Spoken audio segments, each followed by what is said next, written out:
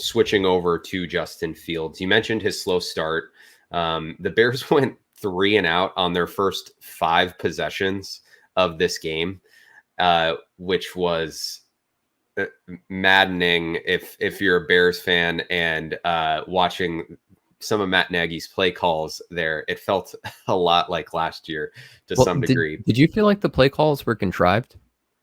I feel like they tried to get every single poor situation Justin Fields could be in his first 3 drives, because they had the batted ball, they had the poor snap, they had the run out to the side where he spin moved and fumbled.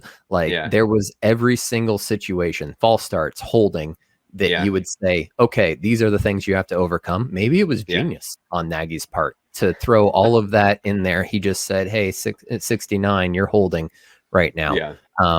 Because the first 5 drives and the rest of the game were night and day. Yeah, you could see. So like their first drive, there was 2 penalties on offensive linemen. Worth noting that not only was Justin Fields playing with backups, but the Bears are like just decimated on the offensive line right now from an injury standpoint. So they're just like picking dudes off the street. 39-year-old Jason Peters being one of them, just got signed after the game, actually. But getting backed up initially the way he was, that was definitely a tough situation to be put in. The spin, the rollout, the run that he fumbled, ultimately recovered his fumble on. He was asked about it after the game and joked that he's going to retire the spin move. And yeah, I mean, there were a couple throws that, defense made some good plays.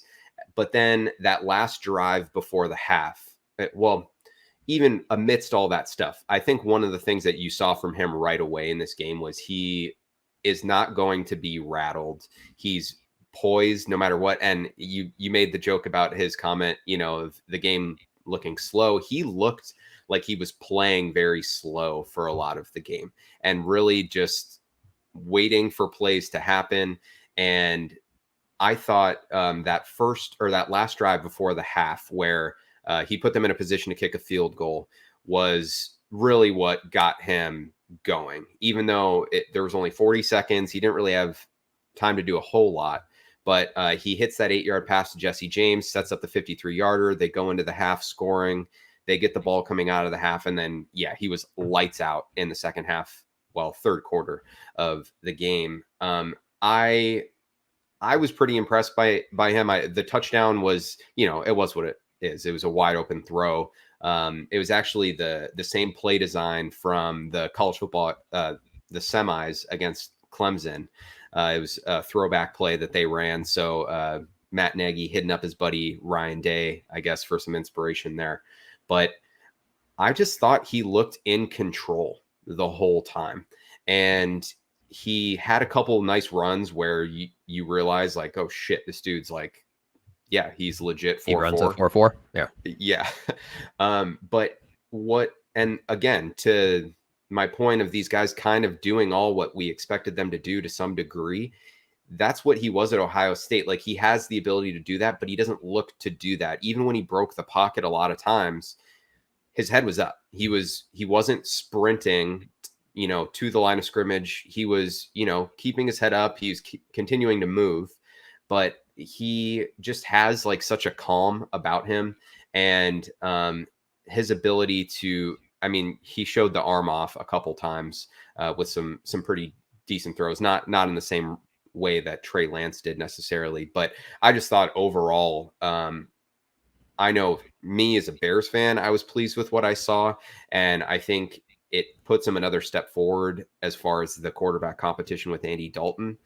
And I think Matt Nagy's probably going to have some things to think about today. I think he put everything on tape that he needs to work on today. And that's a big move for him. We already talked about the fact that they were probably 5-6 plays in those first 9 plays that he had that were unscripted, didn't put him in a position to succeed. But the other thing that I saw is he had 3 or 4 throws that he did not step into his throw. He was throwing it off his back foot, and 2 of them were underthrows, and 1 resulted in a beautiful contested catch. But that is a learning opportunity for him. And Yeah. that's what Cam Newton's doing right now. And you're relying on your arm strength. And you can't do that at this level. You've got to be able to step in, drive those throws. And 2 of those were, like I said, underthrown, potential, not interceptions, but possible. You don't know what's going to happen. But to put that on tape right now, I think is beautiful for him. I don't think that ultimately Andy Dalton did anything to lose his job today, No. week 1. Threw the ball 4 times. But after watching what Fields did today and my previous statement again on him not being rattled by getting absolutely rocked by the Rams, he showed that today, that you can throw him in week 1 and say, this is our future. And maybe we can get more for Andy Dalton than we can for Nick Foles in a trade.